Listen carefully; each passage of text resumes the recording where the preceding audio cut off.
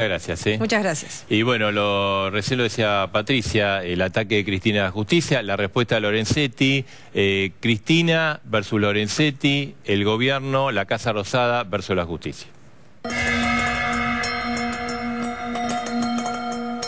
¿Sabe alguien le puede informar a esta presidenta cuál es el resultado de la investigación que llevó adelante la Corte Suprema de Justicia de la Nación del atentado de la Embajada de Israel? ¿Quiénes son los condenados? Queremos hacer una breve referencia a la causa de la Embajada de Israel, en la que hubo una sentencia en el año 1999, es decir, muy anterior a la conformación de la Corte actual. Hay una sentencia.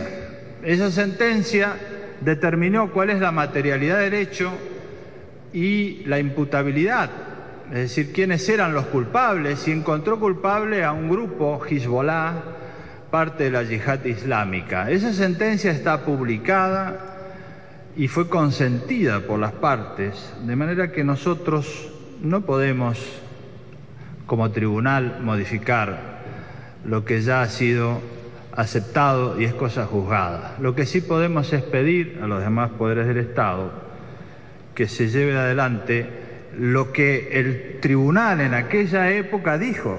El Ejecutivo y el Legislativo, que son elegidos por el voto popular para gobernar el Poder Ejecutivo y para legislar y controlar ustedes los legisladores. Y en todo caso el Poder Judicial para controlar la legalidad y la constitucionalidad de los actos que hacemos nosotros, pero no para gobernar o para cambiar las leyes o para pretender elegirse el legislador.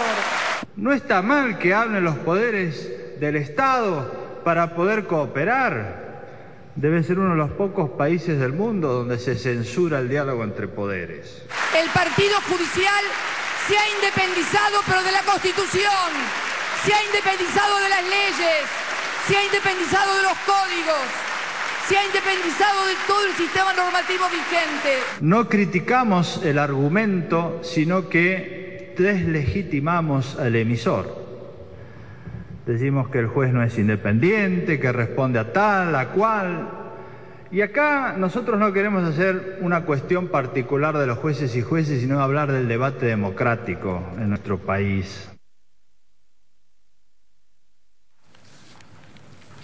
Bueno, por supuesto la causa Nisman preocupa por las implicancias que tiene políticas, por la muerte del ex fiscal, que todavía no se sabe si fue un suicidio o un asesinato. Hay muchas pruebas. La ex mujer está con dos peritos importantes. Habría un montón de pruebas que indicarían que fue un asesinato. Por supuesto lo tiene que resolver la justicia. Ahora, hay un tema que fue lo que enfureció ya a final del año pasado a Cristina Fernández de Kirchner, que no es la causa Nisman, sino una causa que le afecta personalmente y afecta a su familia, que tiene que ver con la corrupción, que tiene que ver con sus hoteles, con su patrimonio, con su enriquecimiento. Lo que se llama la causa Otesur que tiene el juez Bonadío, que ha tenido un montón de novedades. Y la vamos a ver, te la vamos a contar ahora, ¿no? El tema, obviamente, la causa que enfurece a Cristina con la justicia, ahí lo tenemos. El hotel, uno de los hoteles que forma parte del complejo Otesur, los hoteles de la presidenta de la Nación. ¿Qué se está investigando? Lavado de dinero. Y aparentemente hay pruebas ya bastante importantes en la justicia de que esta operación de lavado de dinero existe a través de la compra de habitaciones por parte de Lázaro Báez. Ahora, ¿esto por qué enfurece? Porque esto involucra a Máximo, a su hija, a Florencia, a sus familiares y a ella misma, que están indicando precisamente que han blanqueado dinero a través de este negocio.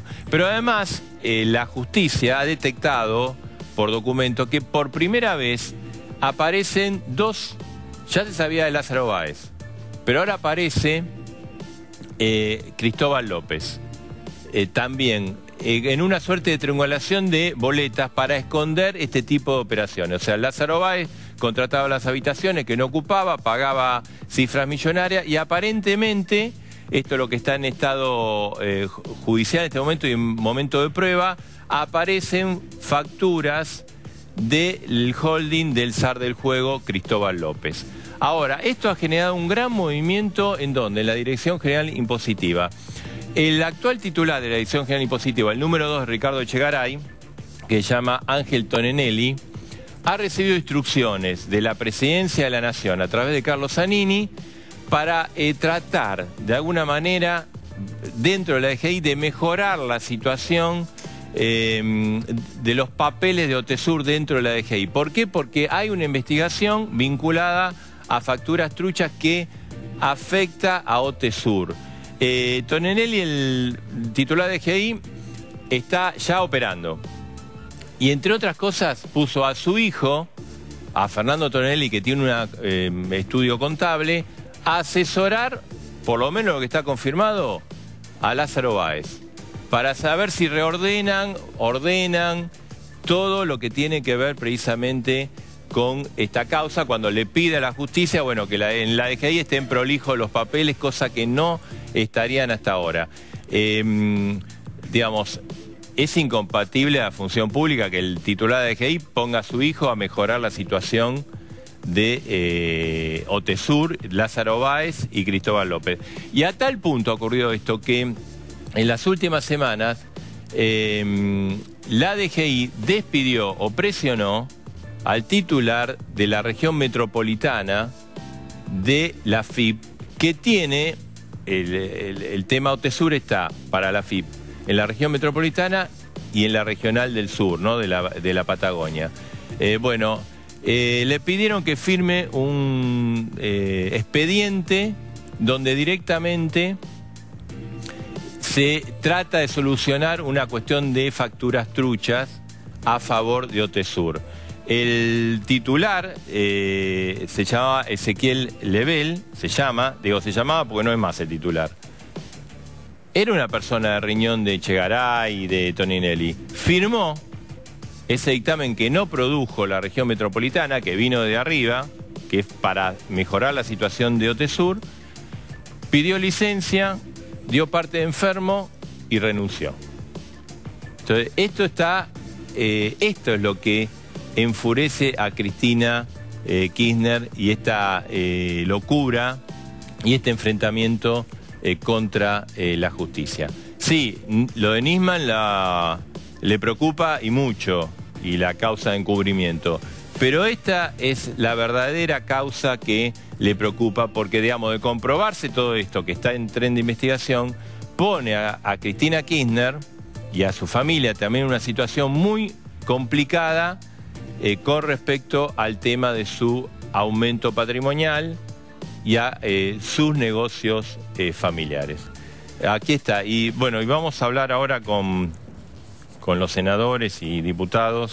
Está Rodríguez Sá, está Luis Juez, Mario Cimadevilla, está Federico Puenedo. ¿Cimadevilla vio esto? Sí, lo estaba mirando. ¿Será esto solo que le preocupa o hay otras causas que le preocupan a Cristina? Seguramente debe tener varias causas que le preocupan, ¿no? Varias causas. Y el problema de la justicia es un tema serio en la Argentina. Yo he dicho en reiteradas oportunidades que yo no sé si la justicia argentina está en condiciones de investigar al poder, ¿no?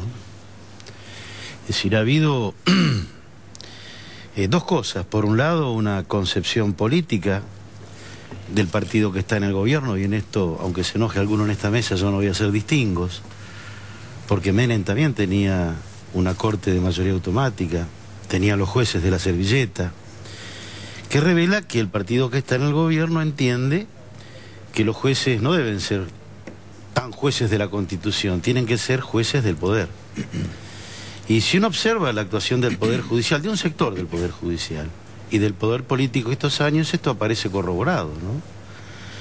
Entonces, el tema de la justicia creo que es un tema que debe abordarse con seriedad, más allá de la pelea de Lorenzetti y Cristina. Yo no quiero que Cristina me describa un país que no existe, pero tampoco quiero que el presidente de la Corte me describa una justicia que no es la que él describe, ¿no? Rodríguez, ¿usted cree que a Nisman lo mataron o se suicidó? No, yo creo que lo mataron. A mí me parece que lo mataron, que se está haciendo todo lo posible para desviar la atención del pueblo argentino y que no se encuentre a los culpables. Creo que es un crimen, que es un magnicidio. Creo además que impacta en la sociedad muy fuertemente. La sociedad no acepta esta situación. Llegar al crimen es una cosa demasiado grave. ¿Y por qué lo mataron para usted? Supongo que por lo que estaban investigando. No sé quién lo mató, pero supongo que por lo que estaban investigando. ¿Y usted piensa que el gobierno está encubriendo? ¿Le quiere empantanar? Ahora apareció la modelo.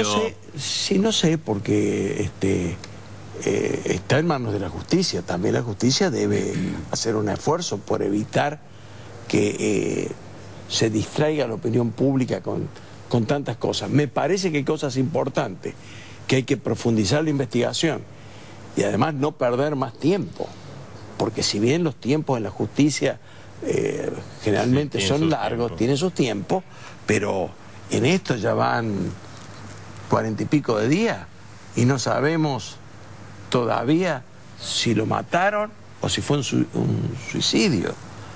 Si lo mataron, todavía no hay ninguna investigación para tratar de saber quién lo pudo matar. Entonces me parece a mí que esto es muy grave, muy grave.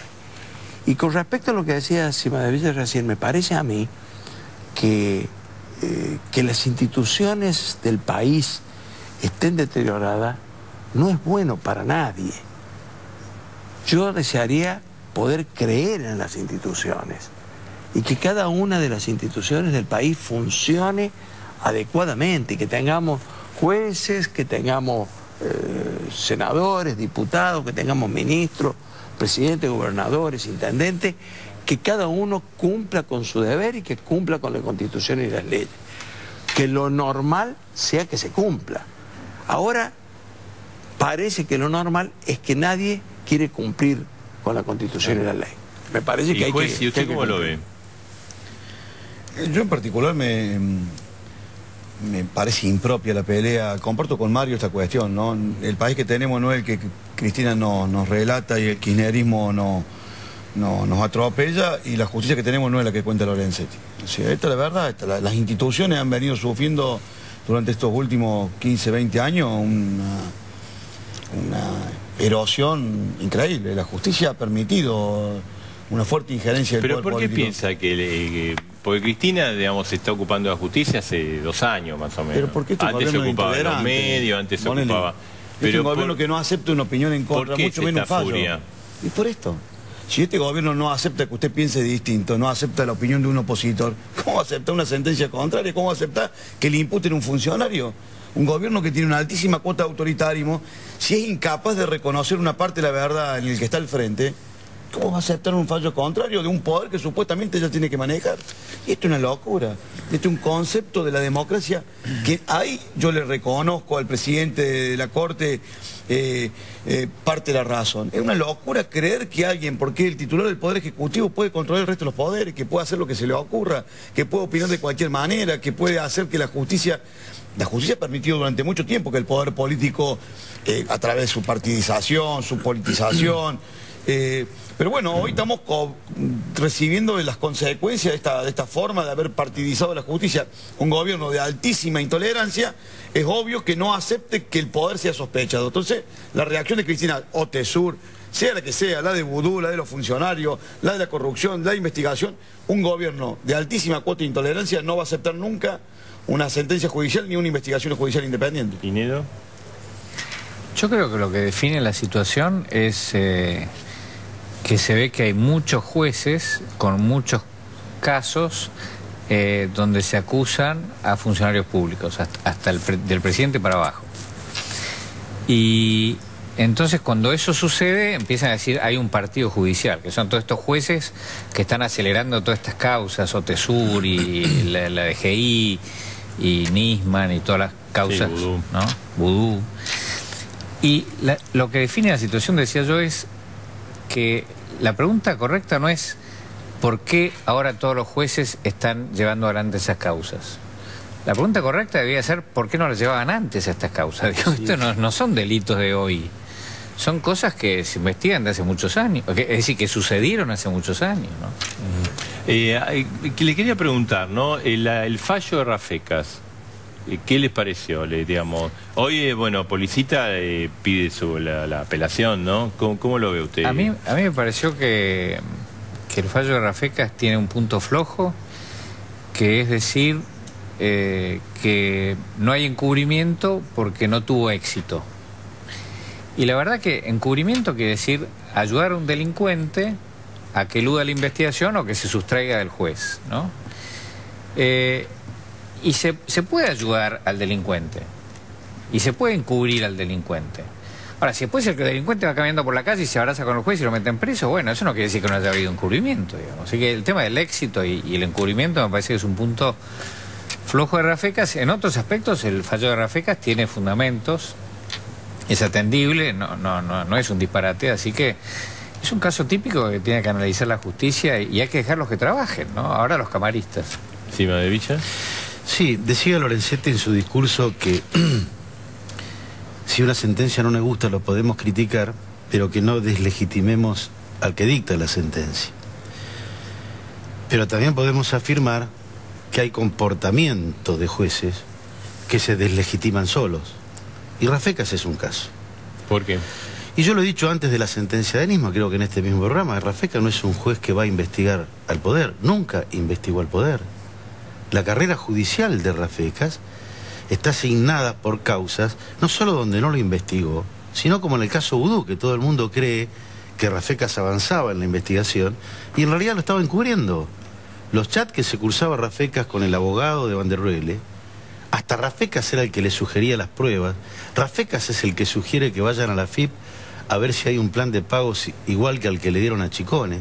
Cuando le contestan que no había ningún plan de pago parecido, en primera persona, Rafecas dice que mala suerte, o no podemos tener tanta mala suerte, o en primera persona. Bueno, eso ya lo mostró el propio Vudú, ¿no? En una conferencia de prensa. Si ustedes analizan el fallo del TOF número 3, donde absuelven a De la Rúa en la causa del Senado, el mismo tribunal manda investigar la conducta de Rafecas, de Alberto Fernández, de Bravo y de Aníbal Ibarra, porque dice el tribunal, lo cual es más grave para un juez, no solo que encubra el poder, sino que se prestan al armado de causas. Este es un tema que también a investigar. La causa del Inca, los subsidios del cine, donde su hermano es uno de los principales beneficiarios de los subsidios, cómo la termina sobreseyendo. ¿Y por qué no va a sacar la causa de Milani, que la tiene? Seguramente, yo no sé qué sabe Rafecas de Milani, pero estoy seguro que Milani debe saber mucho más que de Rafecas, ¿no? Por eso digo, yo no deslegitimo a nadie, pero si uno analiza el comportamiento de los jueces, también uno puede llegar a sacar este tipo de conclusiones. Digamos, ¿no? Que... Quisiera opinar. Mire, a mí me parece que ante una denuncia, la obligación es investigarla. Entonces, acá hay una denuncia muy grave hecha por Nisman. Además, después de hacerla, muere el fiscal. Todos pensamos en una situación confusa que la mayoría pensamos que fue un crimen. Por lo menos sospechamos que es un crimen. Sí. Hasta que no se descarte que es un crimen, tenemos derecho a pensar que es así. Entonces, me parece a mí que si hay toda una cuestión de escuchas secretas, toda una cuestión de cosas secretas, que ninguno de nosotros podemos acceder a saber de qué se trata. Y el fiscal Nisman aseguró en un reportaje muy bueno que tuvo en este canal, que creo que lo hizo usted, Bonelli. Sí, Edgardo Alfano lo hizo. Alfano, que lo hizo Alfano. Un excelente reportaje, donde pocos días antes de morir explicó con toda claridad que las pruebas eran suficientes. Lo menos que podemos hacer es permitir que se investigue la denuncia y luego se verá si se descarta o se procesa a los ciudadanos acusados, si existió o no existió. Se tenía que haber investigado, juez, para mí se tiene que investigar. Entonces, para mí, desde ese punto de vista, la sentencia de Rafecas es muy floja, demasiado floja. Dos conceptos. Lo que dice Mario es absolutamente cierto. No hay que desnostar, pero tampoco pontificar a los magistrados. La politización y la partidización de la justicia hace que en la justicia tengamos tipo como Yarvide, como Rafecas. Rafecas es un juez del poder. Le gusta o no le gusta Lorenzetti, esto hay que decirlo. Rafecas es un juez del poder. Se presta y se ha prestado y se va a seguir prestando para que el poder lo use. Hoy este poder, mañana otro.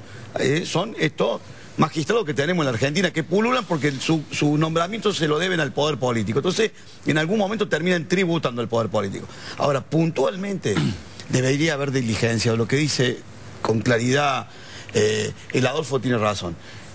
En 20 días no podés diligenciar esa prueba. No ha diligenciado ni el 10% de la prueba que sugiere Nisman. Porque Nisman hace una denuncia y obviamente que en la cabeza de Nisman, lo dijimos a las 24 horas cuando dijeron vamos a preservar la prueba y dijimos, estamos, chao, yo soy de los que sostengo que asesinado Nisman jamás vamos a conseguir la prueba o vamos a tener porque un fiscal que se anima a generar semejante nivel de imputación seguramente o en su cabeza o en algún lugar tenía elementos de prueba que iban a corroborar los extremos de la imputación.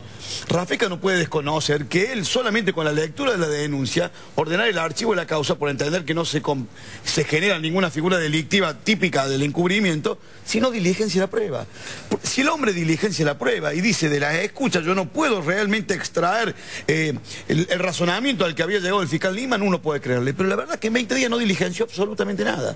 Y esto es complicado para Rafecas, pero más complicado es, no para la memoria de Nisman, sino para la verdad de la causa.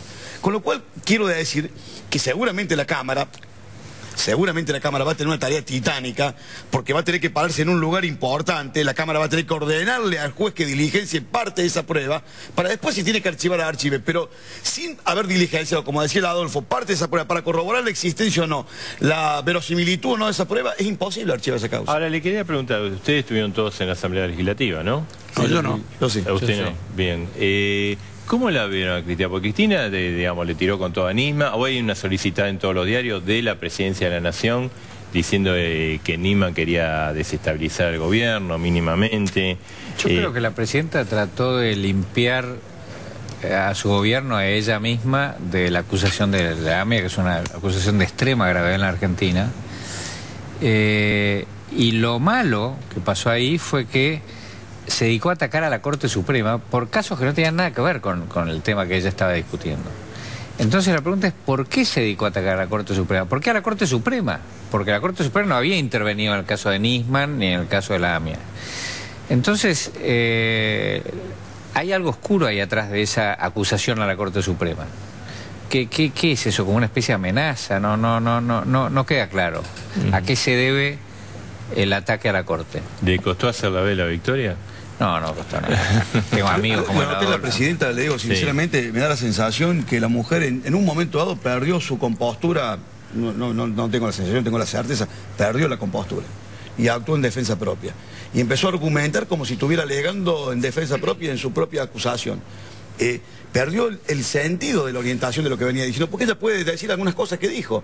Los jueces tienen que atenerse a la Constitución, a las leyes, pero en definitiva es como que lo que no se animó a decir o lo dijo por la vía del Facebook en su momento con el tema de la muerte de Nisman, aprovechó esa oportunidad para poner todo en una bolsa y generar una situación de incertidumbre. Entonces, como a la noche todos los gatos son pardos, tiró un manto de sospecha sobre un montón de situaciones que no es la que se estaban discutiendo. La verdad que la sensación, digo, de todos los parlamentarios, por lo menos opositores, fuimos a escuchar a la presidenta de los argentinos y nos habló la presidenta del Frente para la Victoria. Y eso fue una gran desilusión, porque fue el último discurso. Por eso no fui, porque yo pensé que iba a ser un discurso político y no un discurso de estadista. Era su último mensaje. Se suponía que tenía que hacer un discurso de estadista. Hizo un discurso de político, de candidata. Anunció que va a ser candidata. Hizo un discurso de candidata. Creo, yo rescato en lo que dijo el presidente de la Corte, rescato el tono, la moderación con que habló, la invitación al debate y al diálogo. Me parece que esa parte es muy rescatable, sí. Más allá de que tengamos puntos de vista que podemos criticar de su discurso, pero lo dijo correctamente, lo dijo a la altura de las circunstancias de lo que él estaba hablando.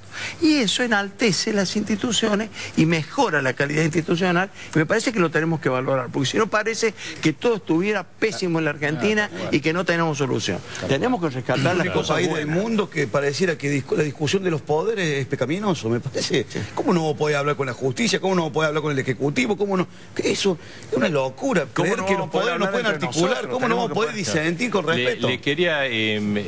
¿se imagina la herencia económica que va a dejar Cristina? Pero es mucho más grande la mochila que lo que usted presentó. Bueno, ahora lo vamos a tratar...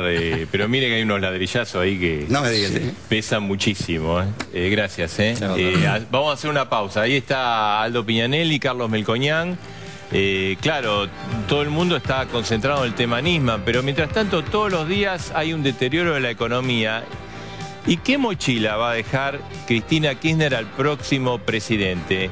Al próximo presidente y a todos nosotros, porque finalmente los que pagamos estos dilates es el pueblo argentino. En un ratito te lo contamos, Melcoñán y Piñanelli.